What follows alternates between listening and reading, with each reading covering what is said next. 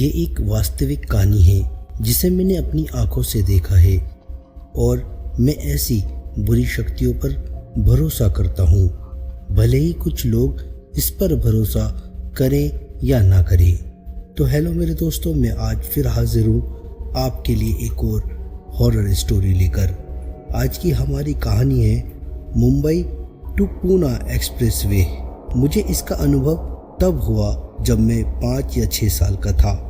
मैं अपने परिवार के साथ मुंबई में रहता था और मेरा मूल निवास सतारा में है, इसलिए हर बार हम इसी मुंबई पुणे एक्सप्रेसवे हाईवे का उपयोग करते हैं। और बहुत पहले केवल पुराना एक्सप्रेसवे उपलब्ध था।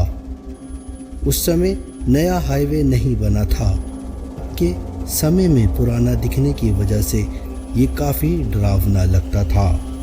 एक दिन मेरे दादाजी के गंभीर रूप से बीमार होने की खबर मिली और मेरे पिता ने देखने के लिए बुलाया गया। क्योंकि वो अचानक बुलावा था, इतनी रात में बस टिकट प्राप्त का प्रबंध न कर सके, क्योंकि मेरे पिता ने उसी रात जाने का फैसला किया। हम सभी को फोन आया, शायद दादाजी हमें आखिरी बार देखना चाहते थे और ये आपातकालीन मामला था और इसलिए हमने किराए की टैक्सी बुक करी। मैं ड्राइवर सीट के अलावा पिताजी के साथ आगे बैठा था। पूरा कोहरा था और सर्दी के दिन थे। मैं ठिठुर रहा था और मेरे पिताजी ने मुझे अपने गलीचे में लपेटा हुआ था। बाकी मेरी माँ, छोटा भाई और बहन पीछे सीट पर सोए थे। केवल मैं, मेरे पिता और ड्राइवर चाचा जाग रहे थे और हम बातें कर रहे थे। अचानक हम सभी ने एक महिला को देखा जो केवल पेटीकोट और ब्लाउज में थी, साड़ी नहीं थी। बालों को खोलकर छोड़ रखा था। उसका शरीर बहुत पतला था और उसकी त्वचा बहुत गोरी थी और ये लंबे पतले हाथों को लहरा रही थी। हर गुजरते वाहन को हाथ उठाकर मदद मांगने में सचमुच उसकी कमर, गर्दन, बाँह और उसके शरीर का पूरा खुला हिस्सा चमकता हुआ देख सकता था। और उसने अपने हाथ में एक बहुत छोटा लड़का पकड़ रखा था और उस लड़के के माथे पे गंभीर रूप से खून बह रहा था। क्योंकि घटना में यू टर्न था, ड्राइवर अंकल काफ़ी धीमी गति से गाड़ी चला रहे थे। मैं उन दोनों को साफ रूप से देख सकता था। मैं भी हैरान था और मेरे पिता भी, लेकिन उस ड्राइवर अंकल को कोई फर्क नहीं पड़ रहा था और वो गाड़ी चलाते रहे। फिर मेरे पिता ने ड्राइवर को रोका और उसे रुकने के लिए कहा ताकि हम उन दोनों को नज़दीकी अस्पताल ले जाने में मदद कर सकें। ये सुनकर ड्राइवर अंकल बोले, अरे साहब, आप नए हैं इस रास्ते पर, ये तो रोज का है। हमारे लिए ऐसी भटकती आत्माएं घूमती रहती हैं और लिफ्ट मांगती हैं। जिसने गाड़ी रोकी वो गया अपनी जान से। आज सर, आप इस मार्ग पर नए हैं, लेकिन हम दैनिक यात्रियों के लिए इस प्रकार की घटना आम है। इस तरह की खोई हुई आत्मा इस सड़क पर भटकती रहती हैं और ये तो लिफ्ट मांगती हैं या मदद मांगती हैं, और जो मदद करने के लिए रुकता है उसकी मौत निश्चित है।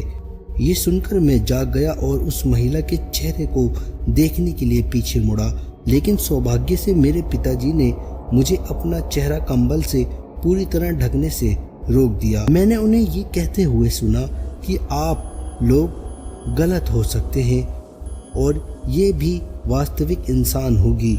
इस पर ड्राइवर अंकल ने कहा, सर आप ही सोचिए, इस महिला का इतनी देर रात 3 बजे तक इन घाटों पर घूमने का क्या उद्देश्य रहा होगा, वो भी एक बच्चे के साथ जिसका बहुत खून बह रहा है। दूसरी बात तो बहुत सारी गाड़ियां गुजर रही हैं, लेकिन उसमें से कोई भी उसकी मदद करने के लिए क्यों नहीं रुक रहा। और तीसरी बात, उसकी त्वचा दूध से भी ज्यादा सफ़ेद है, सचमुच चमक रही है और उसे उचित कपड़े भी नहीं पहने। इन सब का मतलब ये है कि अगर व्यक्ति स्पर्श नहीं कर रहा, उसकी पीड़ा से वो बच्चे को देख सके और उसकी मदद कर सके। अगर वो भी काम नहीं कर रहा तो कुछ लोग उसकी सुंदरता और अनुचित पोशाक के लिए गिर सकते हैं और उसके पास रुक सकते हैं। ये महिला वास्तव में इन सड़क पर बहुत प्रसिद्ध है। जो भी रुका है इस आत्मा की मदद करने के लिए, या तो वो गायब हो गया, या फिर किसी दुर्घटना का शिकार हो गया, या फिर कुछ दूर जाकर उसकी गाड़ी नीचे गिर गई। अब मेरे पिताजी और मैं दोनों शांत हो गए थे, और जैसे कि मेरे पिताजी की किताब में ये नियम था कि संभवत रात में यात्रा करना या रात में नई जगह पर अजनबी लोगों की मदद करने से बचना चाहिए। अब नए राजमार्ग बन गए हैं और वाहनों की संख्या भी बढ़ गई है, इसलिए मुझे नहीं लगता कि वो घटना अब प्रचलित होगी। ऐसा मेरे साथ लगभग 1994 या 95 में हुआ होगा, मुझे सन सही से याद नहीं। अगर आप मेरे चैनल पे नए हैं तो प्लीज़ चैनल को सब्सक्राइब करके वीडियो को लाइक और शेयर ज़रूर करें, ताकि हम आपके लिए ऐसी ही वीडियो लेकर आते रहें।